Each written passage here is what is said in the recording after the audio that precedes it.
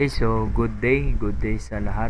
So by the way, papakita ko sa inyo kung paano ba mag-reflash at mag-bind ng modem ko. Okay, so reflash pala ng modem ko. So sundan lang yung video, and if mabilis yung setup ko, post nyo lang para masundan nyo talaga. Okay, so let's start. By the way, una sa lahat, before tayo mag-start, we need to compile ang mga files na kailangan natin. So, since yung setup is naka-compile na, so ito yung unang gagawin. So, open nyo lang tong apps. Ito yung magre-reflash para mapalitan natin ang program yung loading ko. Okay, so start. Click nyo tong reload para mag-refresh.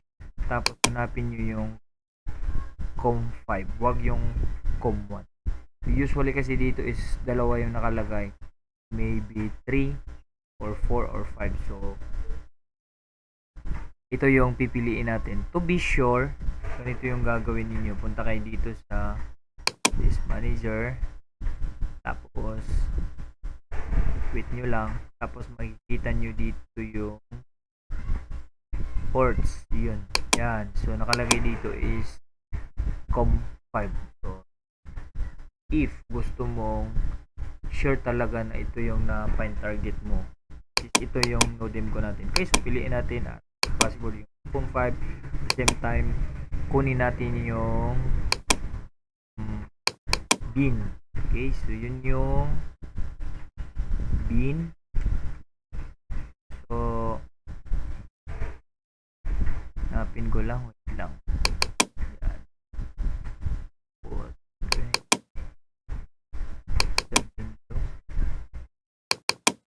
By the way, check nyo pala yung model ng modem ko nyo. So, ito yung model ng modem ko. Okay, so bin, yes.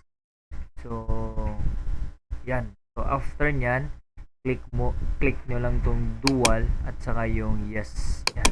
Yung dalawa lang yung check. Right after, click nyo lang tong flash modem.